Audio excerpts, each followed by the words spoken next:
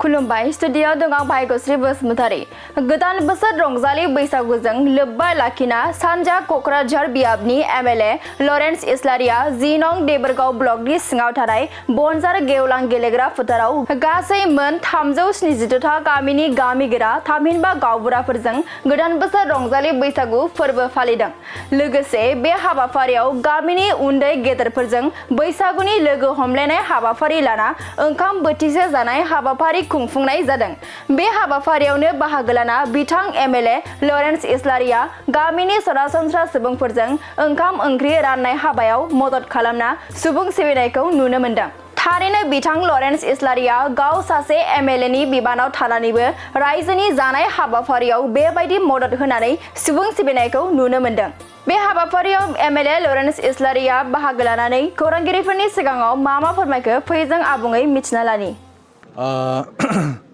रंजालि बैसागुनि गिबियावनो नोंथांमोननि चेनेलजों गासैबो रायजो राजाफोरनिसिम आंनि खुलुमनाय सिबिनायखौ आं बे समाव बावहरदों। आङो आंनि बियाबनि सिङाव थानाय मानगोनां गावबुराफोरखौ बैसागुनि मुङाव मान बावनाय लोगोसे बिथांमोनजों लोगोसे बोथिसे जानाय जे हाबाफारि बे हाबाफारिखौ मैया सालाखाथिनि सिङाव खालामनाय जादोंमोन। 212 गं गामिनिफ्राय माखासे गावबुराफोर माखासे सेक्रेटारिफोर बिथांमोना बेयाव बाहागो लाफैदोंमोन आरो दिनै जोङो देबोरगाव समस्थिनि थाखाय खालामदों 376 था जोंहा गामि दङ। बिदिनो गोबां गामिनि गावबुराफ्रा फैदों, सोरबा गावबुरा फैयाखै, सोरबा सेक्रेटारिफोर फैदों। मानोना बे बैसागु बोथोराव बिथांमोनहाबो गावनि न'खराव गावनि गामियाव बा ओनसोलफ्राव हाबाफारि दङ। बे हिसाबै माखासेया सफैनो हायाखै। दा जोङो गावबुरा बिथांमोनखौ गोबां समाव जोङो गुबुन गुबुन खामानि मावनो थाखाय बिथांमोनखौ हांख्राय हरो बा बिथांमोनखौ खामानि थिनहरनाय जायो। नाथाय बिथांमोनजों एखुथायै मालाबाबो जोङो बेबायदि सावरायलायनायनि खाबु लानो हायाखै। ओंखायनो बे रंजालि बैसागुनि समाव बिथांमोनखौ हांख्राय हरनानै मान बावनायजों लोगोसे बिथांमोनजों दान्दिसे रंजानायनि जे हाबाफारि बे हाबाफारिखौ खालामदों। नोंथांमोना नुबाय गोबां गामिनि गावबुराफ्रा बेयाव फैदों।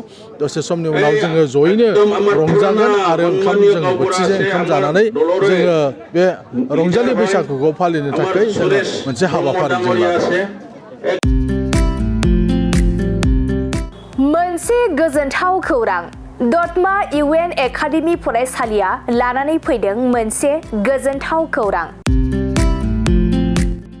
नंगौ, दतमा इउएन एकाडेमि फरायसालिया लानानै फैदों बेसेन नाङै मुं थिसननाय।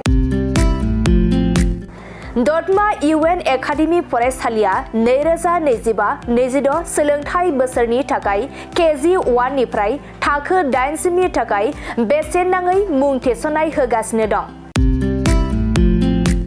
आरो बिथराय आरो फाइलिनि थाखाय फर्म बिलाइनाय आरो मुं थिसननायाबो सोलिगासिनो दं। आरो दतमा इउएन एकाडेमि फरायसालियाव हौवासा आरो हिन्जावसाफोरनि थाखाय हस्टेलनि खाबुबो दं। बिनिखायनो नोंथाङाबो नोंथांनि गथ'खौ दतमा इउएन एकाडेमि फरायसालियाव बेसेन होआजासे मुं थिसननो सानदोंब्ला आरो हस्टेलाव दोननानै फोरोंनो सानदोंब्ला थाबैनो मुं थिसननो हागोन। आरो नोंथाङा आबुङै मिथिनो थाखाय नैबे 7002660387 जानबुं नम्बराव कल खालामना खौरां लाहरनो हागोन।